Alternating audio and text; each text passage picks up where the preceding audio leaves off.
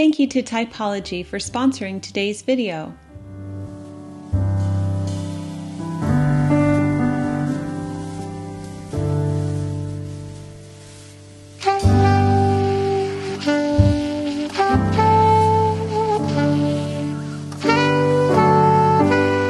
Join me for a few days of my life as we enjoy this beautiful holiday season.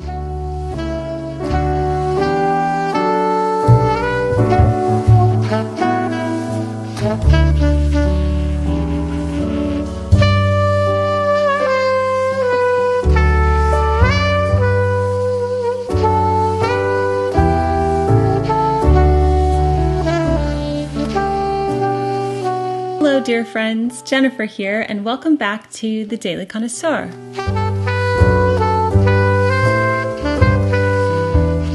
I'm expressing my inner child today as the girls and I are playing with these adorable bedding set Christmas bears. I shared these in my holiday gift guide, and these are their Christmas outfits.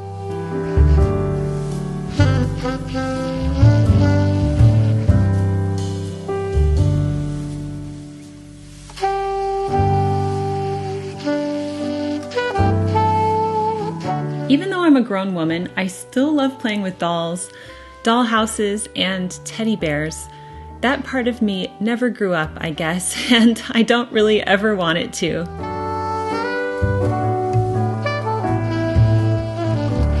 There's something so lovely about entering into a parallel world where teddy bears wear adorable Christmas outfits.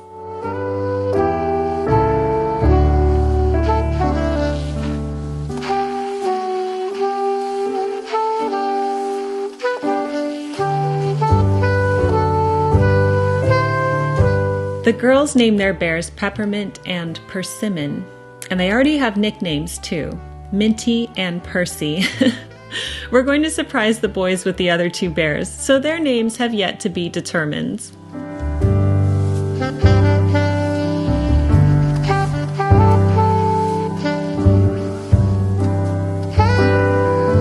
One of the best parts of Christmas for me is recapturing that childlike wonder I had when I was a little girl, and we certainly did that this afternoon. And now I'm going to make a Starbucks holiday drink I always used to order when I was a college student at USC, the Starbucks Caramel Apple Cider. On the stove, I heat up some apple cider with a sprinkling of cinnamon. I heat it to very warm, but not boiling.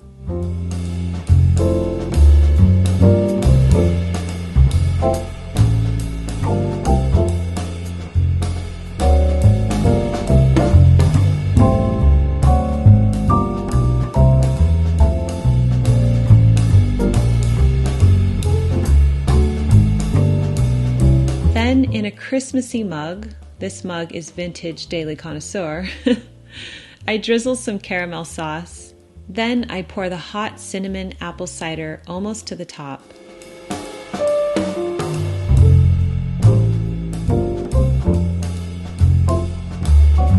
I top this with some whipped cream, sprinkle a bit more cinnamon, and drizzle more caramel on top.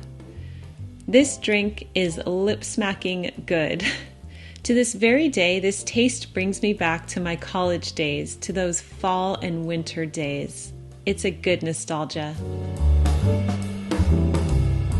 I'm going to enjoy my caramel apple cider while rereading Hercule Poirot's Christmas by Agatha Christie. The Agatha Christie books bring such comfort and more nostalgia to me, even though they tend to be murder mysteries. I know that's kind of strange, but it's not the crimes themselves that I like about the books, but the mystery, the solving of the puzzle piece, the atmospheric elements that describe these bygone eras, the eccentric qualities of Hercule Poirot. They are unparalleled. Did you know that before I became a nonfiction author, I wanted to be a mystery author?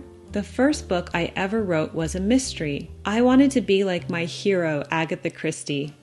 There's still time for that, I suppose. What do you think? By the way, I was trying to find a cozy and inspiring Christmas quote from this book to share with you, and I couldn't find anything except for this one. Quote, "Ah, but you must have a Christmas uncomplicated by murder." Unquote. Well, Here's to that, and here's to some cozy Christmas reading this year. I'm going to take a minute to tell you about Typology, who have kindly sponsored this video. The holiday season is such a busy time, it's hard coming up with just the right gift. Typology, my favorite French skincare line, have created amazing gift bundles for you. Gift your loved ones with exceptional French skincare. Who wouldn't love that? This is Typology's minimalist skincare gift set, which includes full-sized 9-ingredient moisturizer, 7-ingredient cleansing oil, 9-ingredient smoothing face serum, and 10-ingredient hand balm, all part of the 10 line, where all products have 10 ingredients or less. This minimalist skincare set uses essential formulations. They're fragrance-free and true signature products of the brand. They are suitable for all skin types too, even the most sensitive ones. The minimalist skincare gift set is available for a limited time for the holidays only. By purchasing the gift set with my link or spending a minimum of $40, you get a free 10-ingredient body cream. Thank you to Typology for sponsoring today's video. I like to wrap presents in increments as I get them so that I don't have a giant wrapping session later on.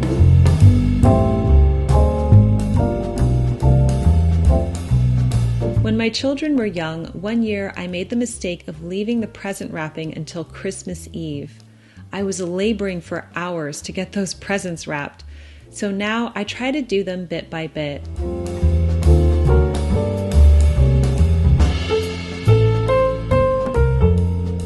I love using brown recyclable craft paper for wrapping gifts. And while brown craft paper may look plain, there are so many ways you can embellish it with ribbon and natural elements such as rosemary and dried orange slices. Have you ever wondered when and where gift wrapping originated? The earliest versions of gift wrap come from Japan in the 1600s, when the Japanese used furoshiki, a reusable wrapping cloth, for covering their gifts. Wrapping gifts with furoshiki was believed to give the gift recipients protection and good fortune. Much later in the West, the Victorians turned gift wrapping into an art by using decorative papers and topping presents with ribbon and lace, which initially was a luxury practice, only present among the most affluent in society. When I do use a decorative paper, I like to choose a complementary ribbon. This paper is the Victoria Magazine Dogwood collaboration. Isn't it pretty? I'm pairing it with this green velvet ribbon that gives this package a decided Victorian flair. How lovely to think like the Japanese do and hoping for protection and good fortune for those we are gifting.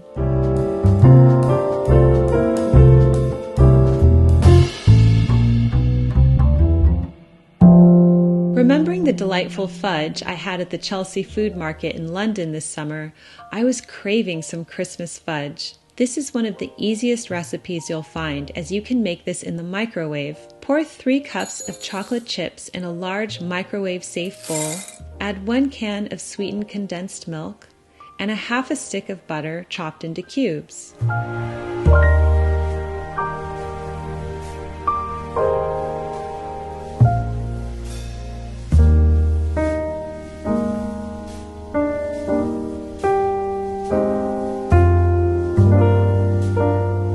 Cover this and microwave for about 4 minutes, stirring once or twice during cooking time.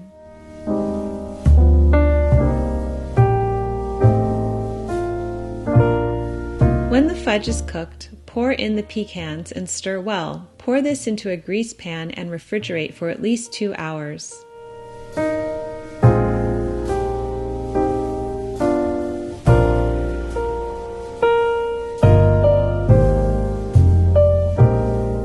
This fudge is delicious, very chocolatey and velvety. A great idea is to package it in holiday sandwich bags and give to your friends and neighbors, or you can enjoy it for your own tea time. Have you ever wondered about the origins of fudge? According to Mental Floss, in the late 17th century, fudge was a verb meaning to fit together or adjust clumsily. Then around 1800, the word was used to mean a hoax or a cheat. By mid-century, the use of the term "oh fudge" as a kid-friendly expletive had come into favor and was often used when something had been messed up. It's believed that the first batch of fudge was created when someone was trying to make caramels and fudged up. Well, I would call fudge a very happy accident indeed.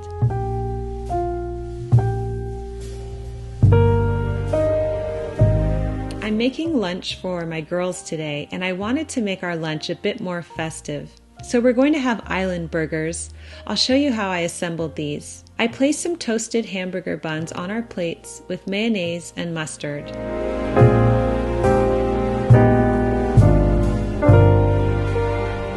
Then on top of those, I placed some cooked salmon patties with melted Monterey Jack cheese. I cooked those in the oven at 400 degrees for 20 minutes and melted the cheese on them in the last 2 minutes. Then I add to the stack with sliced tomato, sliced pineapple, avocado, and caramelized red onions, which I cooked on the stove earlier. I placed some red lettuce below the salmon patty. These island burgers are delicious. The caramelized onions and pineapple make this dish so festive.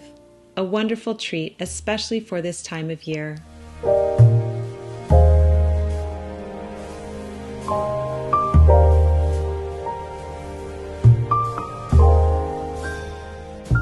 I hope you enjoyed today's video. Thank you to Typology for sponsoring. By purchasing the Minimalist Skincare gift set with my link or spending a minimum of $40, you get a free 10-ingredient body cream. Keep calm and remain classy, everyone, and I'll see you in my next video. Love, Jennifer.